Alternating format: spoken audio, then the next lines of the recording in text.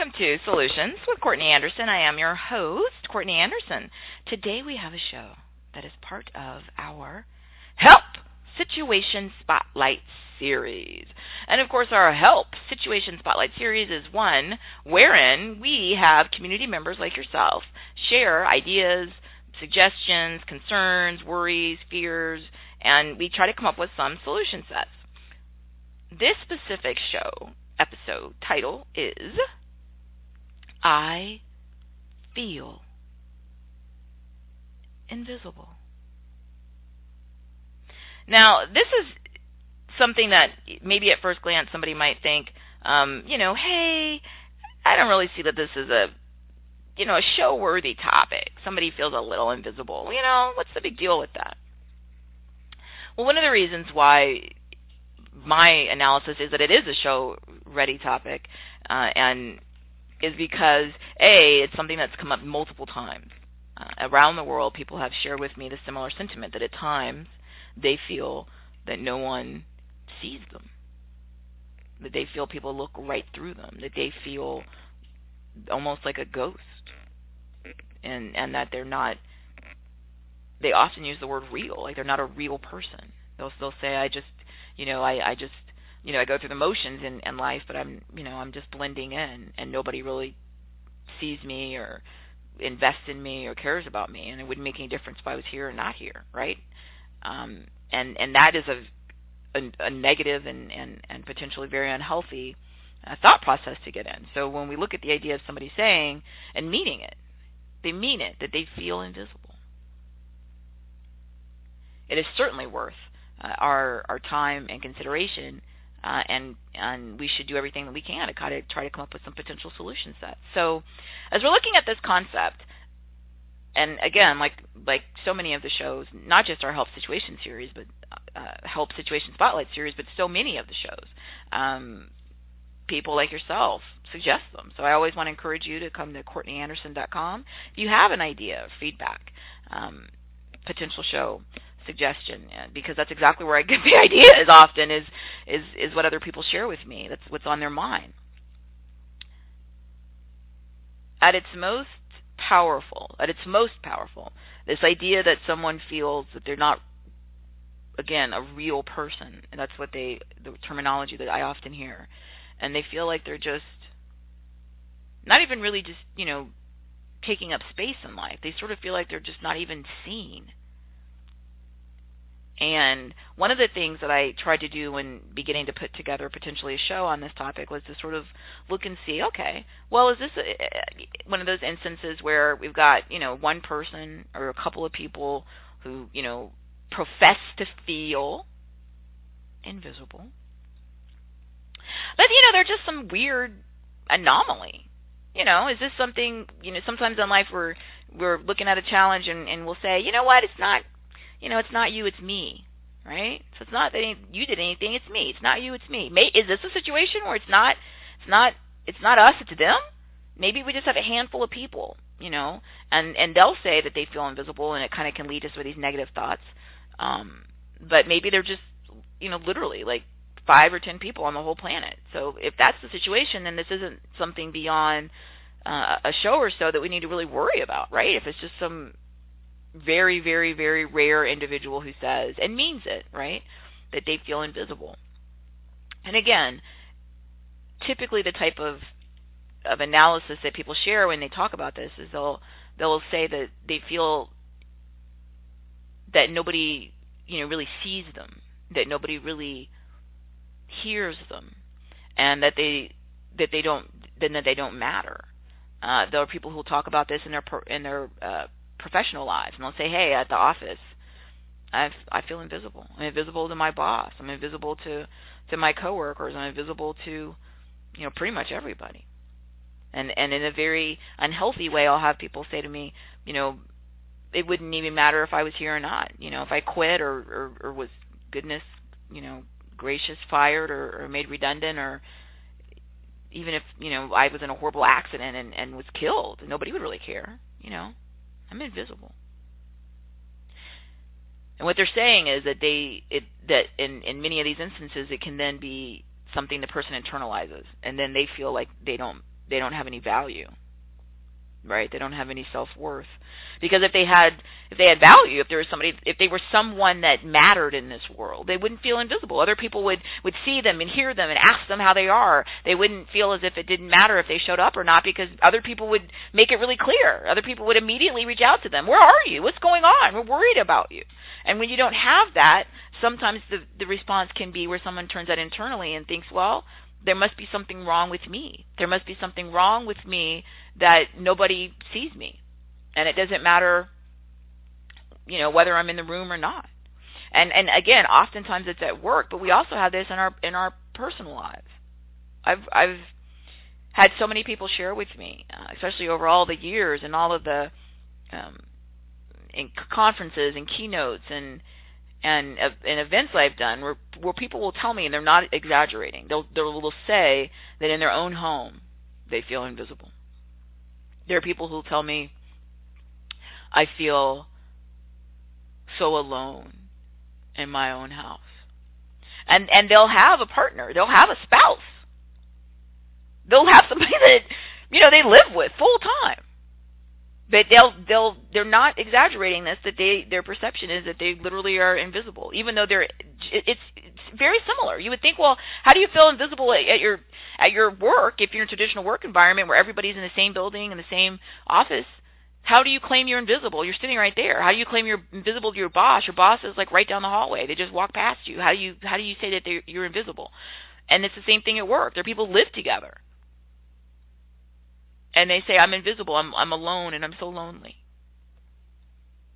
And even me just thinking about and reflecting on times people have shared this with me, it's emotional. And that's one of the reasons why this show, I believe, is incredibly important.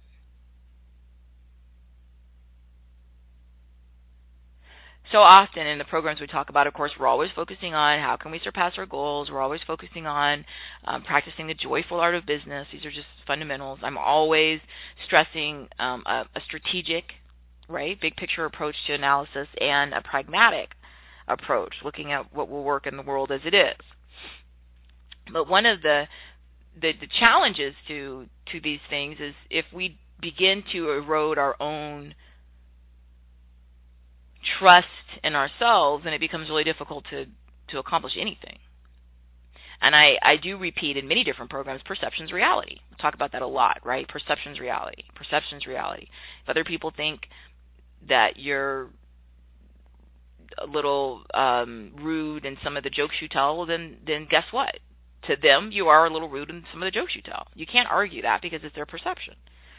And to a certain extent, I have to agree with that line of reasoning in this show. If somebody feels invisible, then if they feel that they are that thing, they are that thing, in their mind at least. Now, the second question, of course, would be to work with someone one-on-one, which I certainly have done in many instances, and certainly in professional development, coaching, mentoring type programs, to ask them why they feel that way. What is it? And then they may say, oh, well, in my personal life, the person came home from work and went and, took a shower and ate dinner and didn't even talk to me, for 4 hours. And then when they did, all they said was, can you scoot over and get out of my way? Okay. Well, now I'm understanding why you felt that way, because you live in a same space and the person doesn't even talk to you or acknowledge you. Okay. Now I'm starting to understand why you feel invisible. When we're talking about work, I'll ask them, what is it, that makes you feel your boss, doesn't see you, or that you're invisible to your boss? And they'll say, well, we were in a meeting and there were only 3 other people in the meeting and my boss talked to every single one of them, and then my boss never, ever, ever asked me anything or even acknowledged I was there or even said my name. Okay, now I get it, right? Those are the concrete examples. And then we can start to work backwards from those issues and try to determine potentially what's going on and what are some ways that we can address it. But this underlying issue is, if you feel this way, potentially, then it's your reality. Now, sometimes people say they feel invisible, and then we start talking to them, and you ask them, well, why do you feel invisible? And they'll say, oh, well, I was at home, with my spouse, and, they told me I looked pretty, and then they said, how was my day? But they didn't say it, with the enthusiasm they normally do. Okay, and then I'll say, well, was there anything different about that day? Well, yeah, they worked, 4 extra hours at work. Okay, so they came home, they asked you how you were doing, and they complimented you and said you look pretty, and maybe they had, these extra hours at work, which might have, realistically explained why they were a little less enthusiastic, but they did talk, they did care. In those types of instances, we can try to work through and see if the person is maybe projecting other feelings and issues in their life onto this relationship, and it isn't something where the person's ignoring them. The person is talking to them and trying to engage, but maybe they're stressed about something else. Maybe the person is resentful that somebody's working extra hours. There's all kind of things, but what we're getting to the core issue is, as we do in all of our programs, right? I'll ask you to explain what's going on. So if somebody explains details and it does seem to support that they are not being engaged, they are not being valued or treated the way that they should be based on the relationship, then it makes sense, right? If you're in a meeting with only 3 people and the supervisor never ever talks to you or even acknowledges you're in the room, that's an issue. Yet, if you tell me you're in a room with 3 other people and the supervisor never mentions your name or talks to you, and then later you mention, by the way, that the other people are all full-time senior level executives and you're a part-time intern, okay, well, now it makes sense. Now I understand why maybe you weren't called on in that meeting, because you aren't in anywhere near the same job category, and you're in a supportive role. So now I see it's not personal at all. It sounds very reasonable based on the relationships. So there always may be more data that we can. And again, I know the words. Sometimes people get really frustrated with me and say, "Oh, you talk about these outcomes and data and solutions and strategy." Yeah, I mean that's. Part of it is my personality, and I'm wired to like logic and solutions and to think things through. I mean, that's part of it. The other part is I selected work and I selected educational programs that fit my personality, right? So I went and studied and became, an attorney and have my MBA and work certainly as a lawyer, as a professor. So yes, that's how everything is sort of framed around those ideas, because that's one, sort of my own personality type, and secondly, then I supported sort of my natural happiness in logic and problem solving with the work I selected and the education I have and all the tasks I do. So yes, that's how I see the world. It doesn't mean anything other than there's a consistency through all the different programs and resources based on exactly this. I'm trying to solve potential challenges and problems. That's why this show is called Solutions. And the acknowledgement of the devastation that the feeling, the emotion of feeling invisible can have, is something that I'm doing, I believe, quite substantially. Yet the purpose of the program, the purpose of my work, the purpose of even my personality is not one to just sort of sit at that spot and just sit in that emotional pain of feeling invisible. I mean, we're there and we're acknowledging it, yet I want to move with that pain. I'm not dropping the pain. I'm not ignoring the pain. I'm using the pain to try to figure out, is there anything that we can do to mitigate, to diminish, potentially in the future to prevent this type of a negative outcome. That's what I'm trying to do. So I'm feeling it, and again, I choke up just talking about some of this. What's more painful? There's just the idea, right, of in your own home with the people that you're most invested in, that you should care about you and see you and ask about you and check on you, to not even be seen by them, to not even be acknowledged by them. It's painful. It really is. To be in a professional situation where you are the similar job as posting as everyone else in a room, and then be intentionally ignored. That's painful. Because the essence of who we are, right? We're on this one planet with over 7 billion people, which is just staggering to think about, right? And we want to feel that we matter. Now, many people would argue, and I argue in many programs, that in many different frameworks and from different perspectives, we do matter, right? We do matter. Now, we have different levels of visibility. When we look at this issue of feeling invisible, there are some people who have the opposite challenge, right? They feel visible all the time. They're a celebrity. They're a senior executive at an organization. Often senior executives or organizations will say, oh, I'm going to go and I'm just going to sit in and watch people and, really walk around and see what's going on. And they'll walk in a room of other team members and say, oh, ignore me. Just go on and do what you normally do. And it's impossible.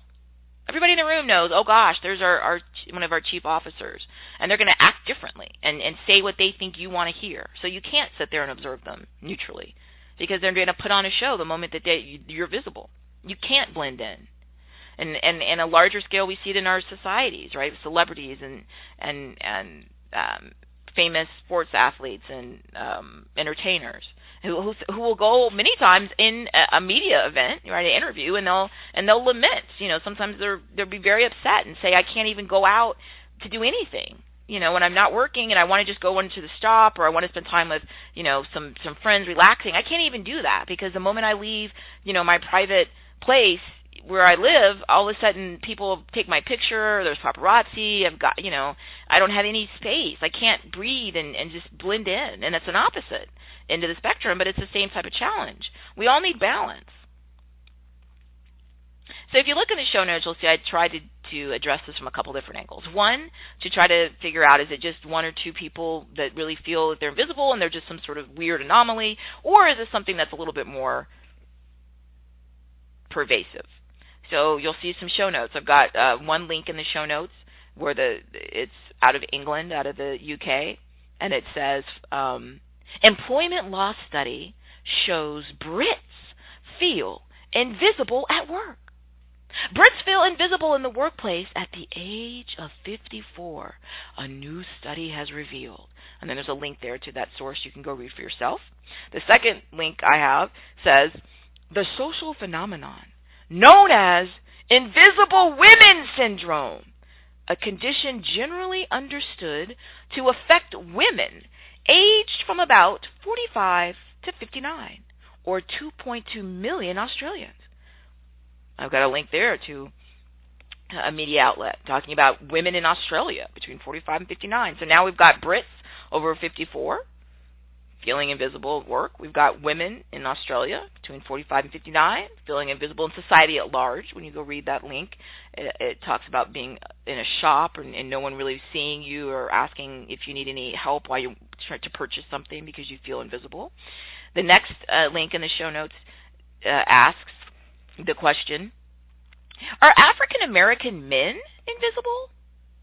Cut dead is a 19th century term used by William James, which means to be snubbed completely or deliberately ignored. Unfortunately, there are so many African American young men who feel invisible, who feel as if they are literally cut dead, but they are living. That's from the United States, talking about men, talking about African American men, a specific ethnicity, talking about young men, young African American men. So we've got people in the UK over 54 at work. We've got women in Australia between 45 and 59 socially. We've got African American men just in society and every aspect of it, young, feeling invisible, feeling deliberately ignored.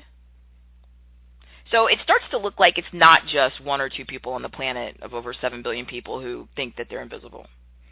And it's not the same person who thinks this, because it's going to be very difficult for one person to be over 54 in the UK and also be in Australia between 45 and 59 as a woman and also be an African-American young man in the US. Those are all, at some point, become contradictory. So it's more than one person. It's all different types of people, different ages, different ethnic backgrounds, different national origin, different parts of the world, at work, socially.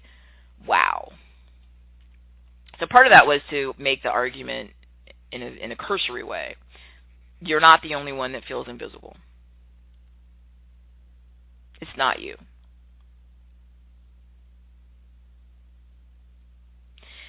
Looking at this, trying to, as always, find a positive aspect of feeling invisible or even being invisible, right? Their final reference in the show notes is from Harvard Business Review, and it says, Being invisible can help your career. When you are invisible, coworkers may not understand what you do. And you may fit the description of Shane Battier, who's a professional athlete in the U.S., who is known to be exemplary at the job, but not very well known. Okay? Helping your team in all kinds of subtle, hard-to-measure ways. What we can't see is often more powerful than what we can. Just ask anyone in Washington. And that's a reference there at the end toward the power brokers in politics, right? There's always the idea in all types of narratives from all different corners of our shared human history throughout time of the power behind the throne, right? And the idea that the person who's visible, who everyone knows their name and their face, isn't necessarily the one that has all the power, and that there's often a way to take your aspect of being invisible and make it a positive. That's what I was attempting to try to do with some balance. So I'm making a couple of assertions here. One, it's not you. If you feel invisible, you're not the only one. No matter where you live in the world, no matter your age, no matter your gender, no matter anything, you're not the only one. The second part is, what can we do? Now what? And as I explained a little bit earlier, my goal is to try as much as we can to have the spotlight. That's the name of the show, right? It's this help situation spotlight on different issues, address them, share commonality, make people understand that it's not usually, it's possible that we do something that only applies to one person in the history of the world, but most of the time these are things that aren't just specific to one person. They're a little bit more universal. And then try to work through some solutions. What can we do to make it better?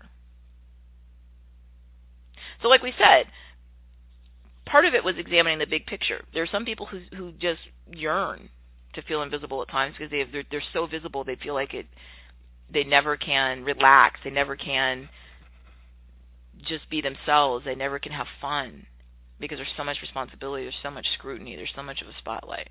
You don't want to live that life. Nobody does. That's why people who sometimes we in society look at and think, oh, they're a famous athlete or entertainer or business person or politician or whatever, look at that. And often they are wealthy or seem to be wealthy, and many people think, well, I'm envious. Look how great that would be. But if you really think about it, it would be incredibly stressful your entire life to never be able to blend in. And everywhere you go, everything you do, everyone's looking at you and paying attention and scrutinizing you.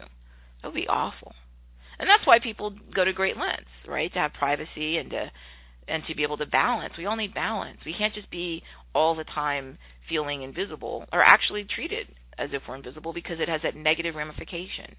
Whether we're in the UK, whether we're in Australia, whether we're in the US, I don't care where we are on the planet. I could have given examples for probably literally every part of the world if we had enough room in the show notes. The purpose was just to illustrate it's not us.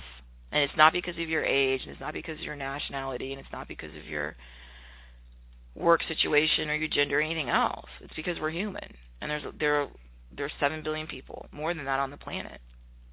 And we have to strive for balance. We want to be able to be visible when we feel up to it, if that makes sense, right? We love the idea, and it makes us, we're social, our species, we're social. We love the idea that people care.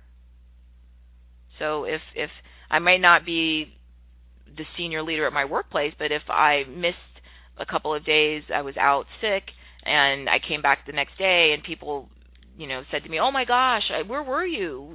We missed you. We were looking for you at lunch. Are you okay? That makes me feel better because that might not be someone that I'm deeply personal friends with, but they noticed me. I matter.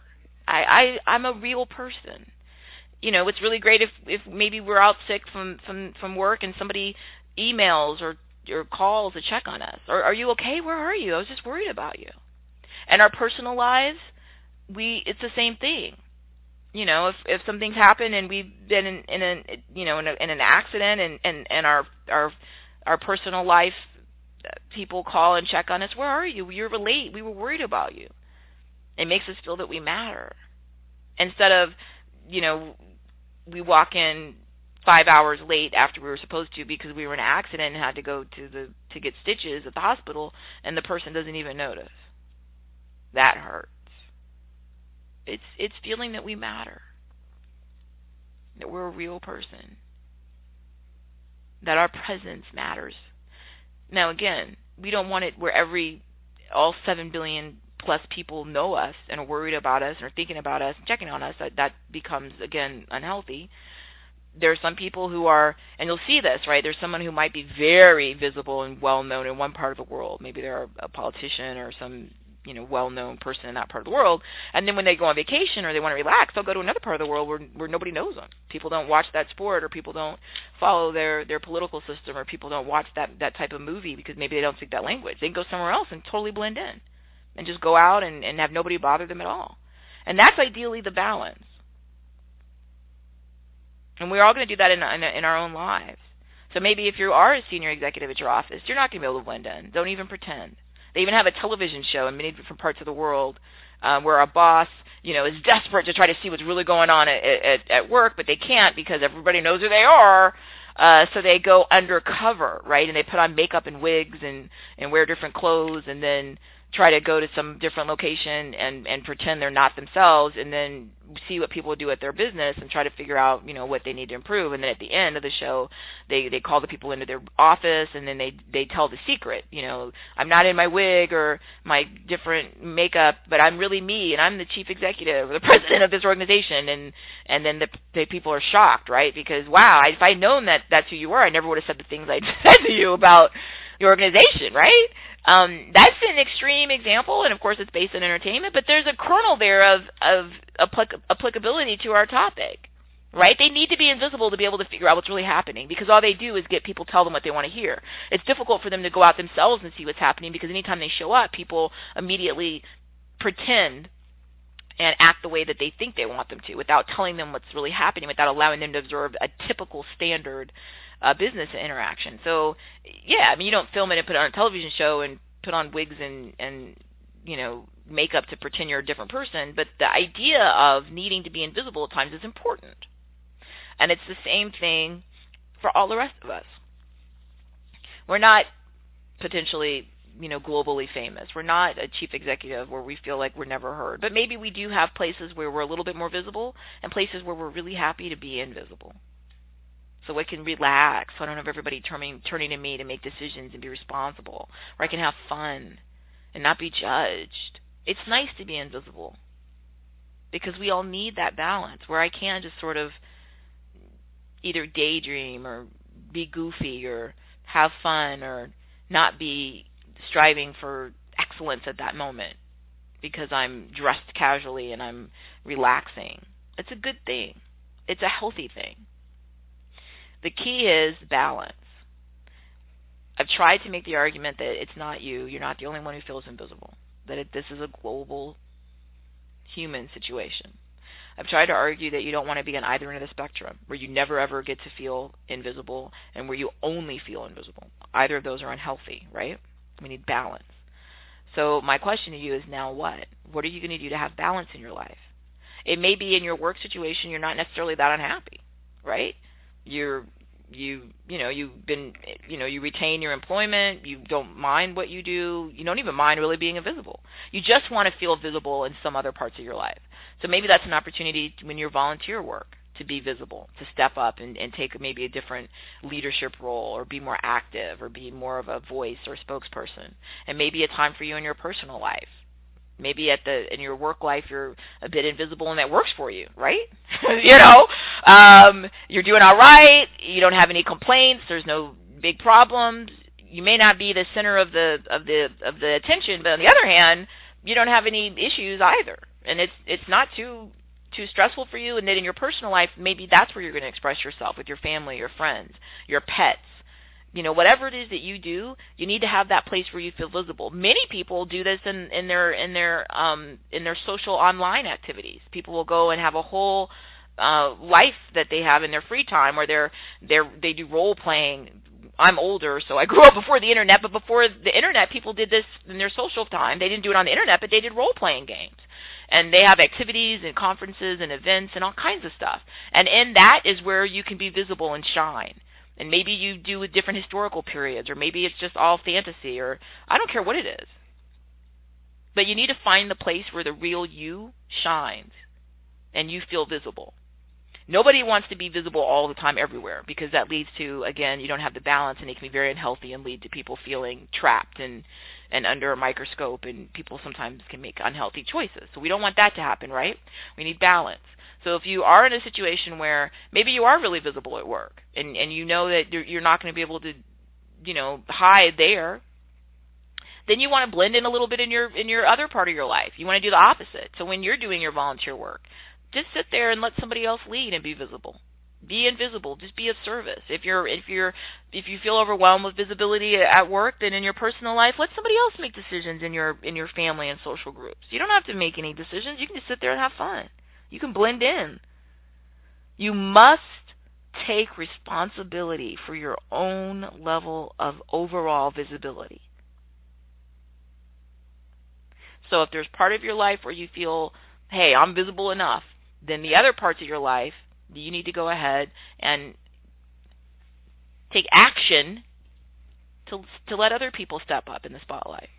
It's this opposite challenge. If you feel in parts of your life that you're invisible, then you need to go ahead and take action to be visible. I know for myself, as one of the articles shared, someone's in a store or a restaurant and they feel like no one sees them or doesn't ask them for help. I've had that happen where I felt like I'm invisible, maybe because of the way I look or whatever.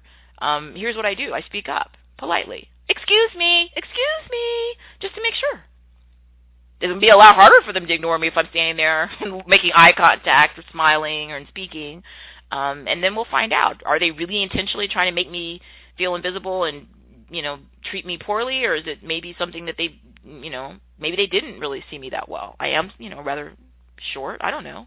But I'm not going to just stand there in my head and think I'm invisible. It's my gender, it's my age, it's, whatever. No, I'm going to speak up friendly and politely based on where I am in the world to be as visible as I can. And then if there continues to be a challenge, I'll realize, I don't need to be part of this shop or restaurant. They may have just a problem with treating customers well. I don't internalize that and think I don't have any value, I'm invisible in society. Forget that. Again, we have to take responsibility in the totality of our lives, not everywhere. We can't change the world. We just have to change our world. And we need balance. So you need to look and see where you have a lot of visibility. If you're okay with that, then all right. You need other places where you're invisible. If you feel like you need to be visible all the time, then you have potentially a problem, a narcissistic problem, where you're being unhealthy about this. You must have some level of balance. You are a real person. I see you. I hear you. You have to take some responsibility and share all the wonderful things inside of you with people when you feel comfortable. You do that, and you'll have places in your life where you do feel invisible. Everybody, to some degree, either has that or wants that. And you'll have places in your life where, hey, you are visible. And that's a healthy way. Thank you so much for joining me. As always, you can come to CourtneyAnderson.com for more information. Thanks.